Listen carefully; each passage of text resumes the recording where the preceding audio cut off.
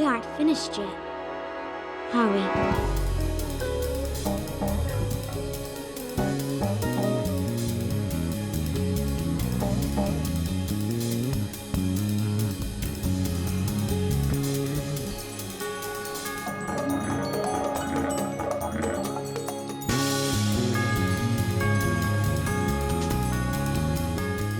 It's been 15 years since Coraline was released, and here we are with a combination of the crew who worked on the original puppets, and some of whom were working on Coraline puppets for the first time, bringing her build into the modern age.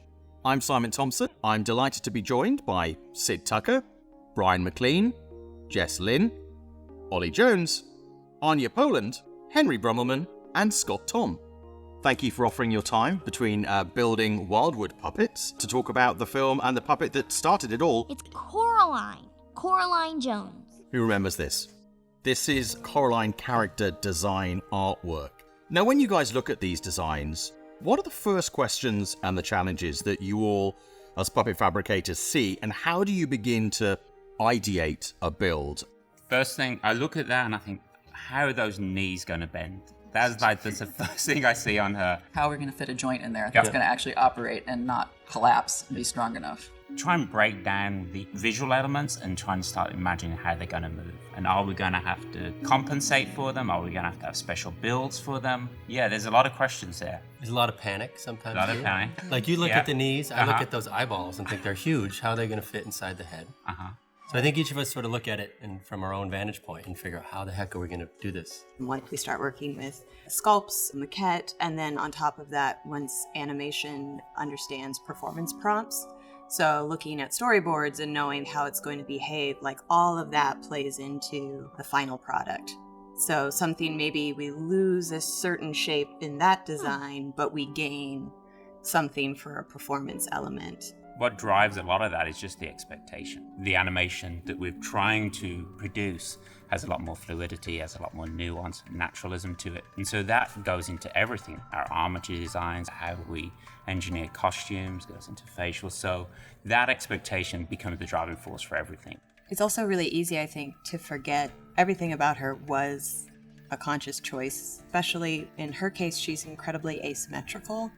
And it could be so easy to kind of be like, oh, I'm just going to shore that up, kind of like lift that side or that, and forget that it was like, no, that was a choice. Design choices. That was a design choice at the time.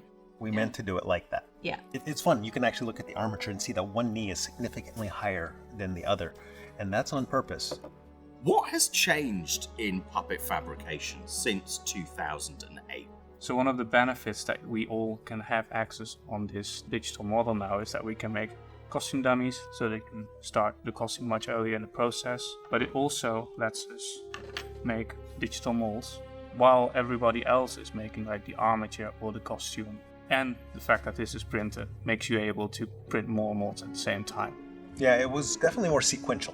When we say that this was our original Coraline, that meant one sculptor had made one clay thing and that was it. So we had to give this delicate little thing to a mold maker and say, don't mess this up.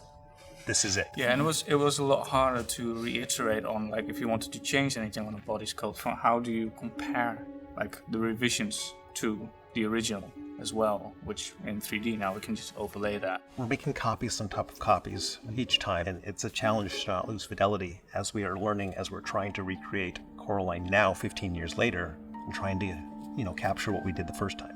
Coraline was like its first film, so a lot of the structure for that film was built for that movie. We have a lot of versions of Coraline that we have to sift through to try to figure out what is our original, because we made Coralines for different purposes. And so it was a bit of an archaeological dig to try to figure out how to build Coraline again, because our original things have broken down over time. I mean, there's bits and pieces of costume, not everything, but there's something to go off of. There's armature bits left. There's some eye-rig bits left. There's, some boxes of stuff. And basically what we have in archives is whatever was left over from production. Yeah, it was really fascinating. We were able to go over to archives, and our archivists had pulled a lot of the original materials, and we learned some really fascinating facts, like that none of her seams on this raincoat were actually sewn. They were all glued, and I was able to study these and sort of see what's on the inside, and all the foam on the inside was crumbled. But I was able to use this to take a pattern off of it. Because we needed to make everything match with previous Coralines, we had to make some very specific choices. And that made us come to terms with choices we made 15 years ago. So we spent a lot of time starting to make sure that all of our rebuilds will match our old faces, because we want to use our library of faces. Yeah, the replacement faces were a big part of Coraline's design expectation, or performance expectation, I should say. I have here some Coraline faces, so they would come out in this white plastic. They then needed to be primered gray and then sanded, smooth, and then they were painted with the lacquer. And we tried to figure out how we were going to paint Coraline's teeth. So we created a mouth bag.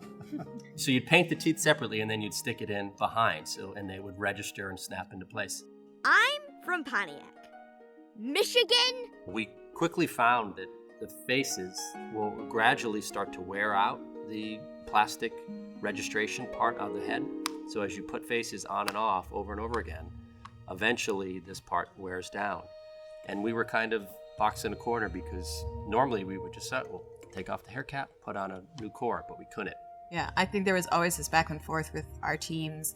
Even just the tiniest little gap, like around the eyes, will be magnified. It can sometimes just be because one little piece of hair got wedged between the face and the registration of the head. We really wanted to maybe push stop motion hair. I think the scene, particularly when she's looking under the bed and you see all the individual strands fall down, it was interesting to see animators kind of request more and more, because it was pretty cool to just see how much life it brought to the performance rather than just having a single strand. Come on, blue hair, my swampers, and raincoat. Were you around when the conversation became blue hair? What I recall, and you can kind of see it on this sample right here, she reads more black, right? Yeah. The artist put in blue highlights. And Like then midnight blue kind of. Yeah. And then something about that was like, oh, maybe she has blue hair. And then if you look in the film, there's a photograph of the family unit, and she has brown hair.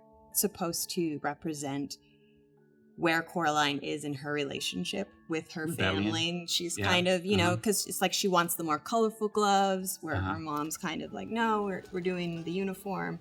Put them back. But Mom, the whole school's gonna wear boring gray clothes.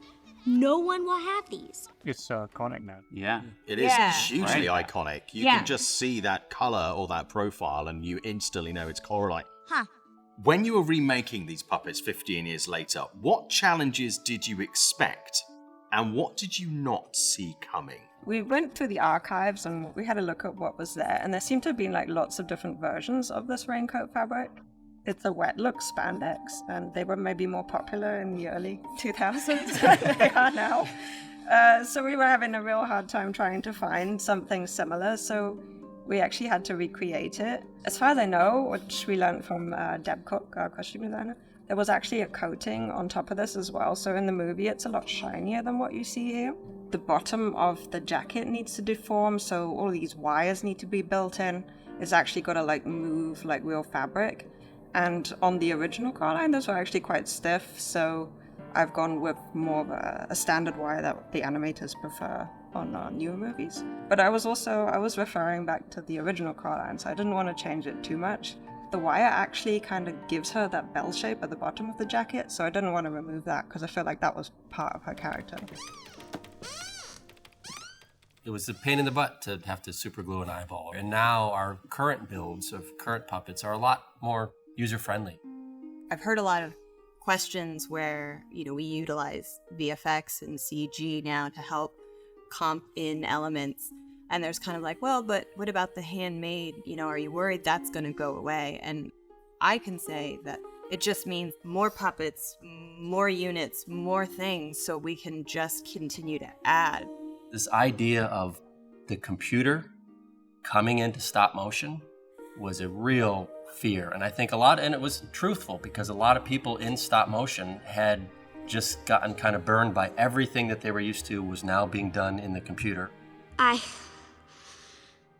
brought a friend. It's great to see just how there's been this real acceptance of trying to use technology in a really artful way, and you don't have to lose the handmade quality. It's not like our movies, how long it takes us is getting any shorter. If anything, it's like, well, we've saved time there, so let's get more ambitious here. It's like we've never done it to be like, hey, save some weeks. Any efficiency is quickly absorbed with more complexity. That's exactly what this digital process now as well. It's not like it got much shorter. No, we're doing 16 revisions on a body instead of 4. Exactly. That's what it used to be. It's there to give animators better control and there to give more creative input from the directors. That's why this stuff is important. Then that means that you can get a higher quality product out because it's more considered.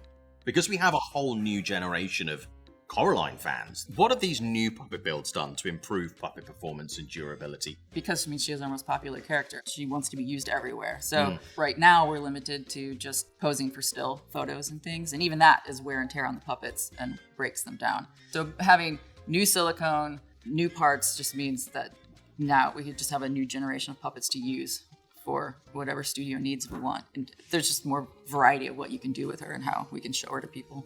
It's so thrilling to have something this special, and the fact that we're making new ones that can kind of broaden that experience for people. We're really lucky that we got this opportunity to both work with Coraline again and to just further her interaction with her audience. What this gives me is a reminder that the work we were doing 15 years ago, it was hard then, it's still hard now, and we're still pushing. Our tools are better, and we've learned a lot. We've inspired new people who can bring sort of new life to stuff we've done in the past. It's what feeds our future, as the seeds Coraline planted.